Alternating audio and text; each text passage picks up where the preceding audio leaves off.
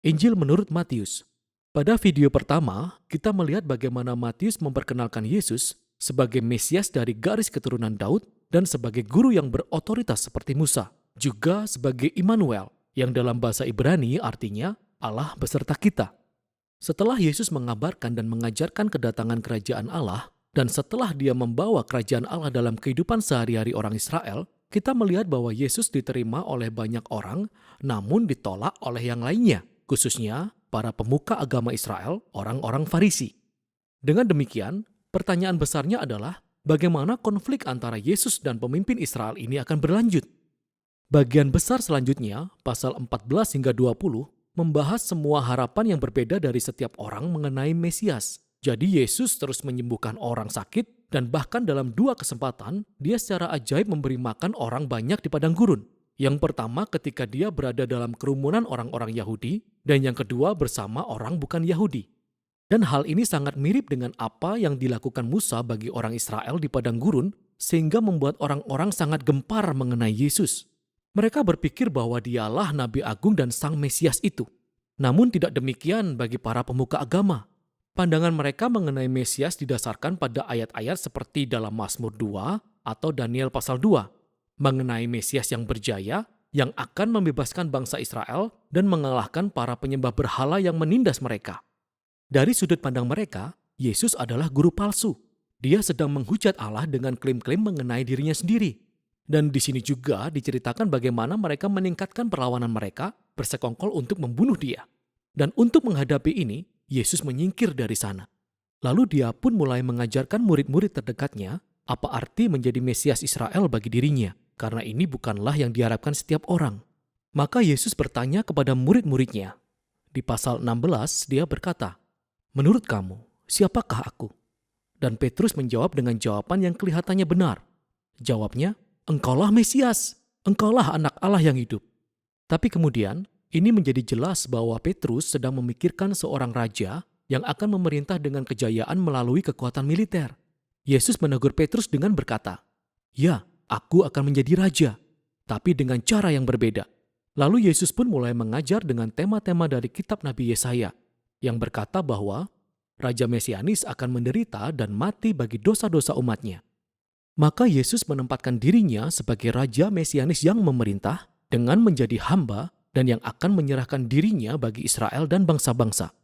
Tetapi Petrus dan murid-murid yang lain hampir semua tidak memahami hal itu. Maka Yesus masuk ke dalam serial pengajarannya yang keempat, diikuti dengan rentetan pengajaran yang lain setelahnya. Dan semua ini berbicara tentang sifat dasar dari kerajaan Mesianis, yaitu kerajaan Allah yang membalikkan keadaan, yang memutarbalikkan seluruh sistem nilai kita. Jadi di dalam masyarakat raja yang menjadi hamba, kita mendapat kehormatan dengan melayani orang lain. Dan daripada membalas dendam, kita mengampuni dan melakukan yang baik terhadap musuh kita. Dalam kerajaan yang diperintah oleh Yesus, kita mendapatkan kekayaan sejati dengan memberikan kekayaan kita kepada orang miskin. Untuk mengikuti Mesias yang menjadi hamba, kita sendiri harus menjadi hamba.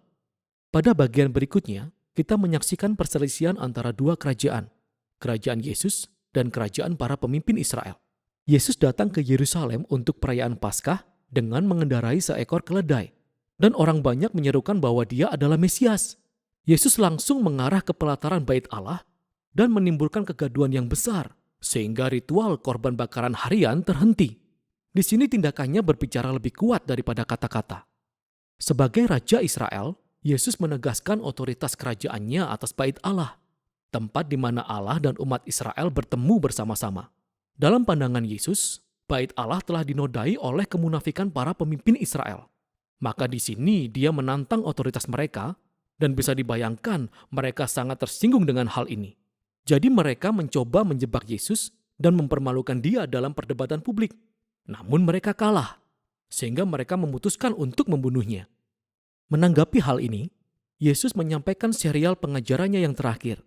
Pertama-tama, dia memberikan kritik yang tajam terhadap kaum Farisi dan kemunafikan mereka. Dia menangisi Yerusalem dan penolakan mereka terhadap Allah dan kerajaannya. Kemudian Yesus meninggalkan tempat itu bersama murid-muridnya dan mulai menceritakan apa yang akan terjadi kemudian, bahwa dia akan dihukum mati oleh para pemimpin ini. Namun justru dengan melakukan itu, mereka akan mendatangkan kematian mereka sendiri. Karena daripada menerima jalan dari Yesus, yaitu kerajaan yang penuh damai, mereka lebih memilih jalan pemberontakan terhadap kekaisaran Romawi. Sehingga akhirnya Yerusalem dan Bait Allah akan dihancurkan. Akan tetapi, kata Yesus, ini bukanlah akhir dari cerita. Setelah kematiannya, dia akan dibenarkan oleh kebangkitannya. Dan suatu hari nanti, dia akan kembali dan mendirikan kerajaannya atas segala bangsa. Sementara itu, para murid perlu tetap waspada dan tetap berkomitmen untuk memberitakan Yesus dan kerajaannya, serta menyebarkan kabar baik. Dengan semua yang telah dikatakan Yesus menggema di telinga para murid, cerita ini mencapai klimaksnya. Malam itu, Yesus membawa murid-muridnya jauh dari situ dan merayakan makan malam Paskah dengan mereka. Paskah menceritakan kembali kisah pembebasan bangsa Israel dari perbudakan melalui kematian anak domba Paskah. Kemudian Yesus mengambil roti dan anggur sebagai simbol baru, menunjukkan bahwa kematiannya yang segera tiba akan menjadi korban yang akan membebaskan umatnya dari perbudakan, dosa, dan kejahatan. Setelah makan malam itu, Yesus ditangkap. Dia diadili di hadapan Mahkamah Agama, Dewan Pimpinan Yahudi. Dan mereka menolak pernyataannya sebagai Mesias. Mereka menuntut dia dengan tuduhan penghujatan terhadap Allah. Dan Yesus dibawa menghadap gubernur Romawi, yaitu Pilatus. Menurutnya, Yesus tidak bersalah. Namun Pilatus menyerah terhadap tekanan dari para pemimpin Yahudi. Dan dia menjatuhkan hukuman mati kepada Yesus dengan cara disalibkan. Sehingga Yesus dibawa oleh tentara Romawi dan disalibkan. Sekarang, tepat pada bagian ini, kita akan melihat bahwa sama seperti di pasal-pasal pembuka, Matius memperbanyak referensi kepada Perjanjian Lama. Dia sedang menunjukkan bahwa kematian Yesus bukanlah sebuah tragedi atau kegagalan. Namun itu adalah penggenapan yang mengejutkan dari seluruh janji-janji nubuatan para nabi. Yesus datang sebagai Mesias yang menjadi hamba seperti yang disampaikan Yesaya.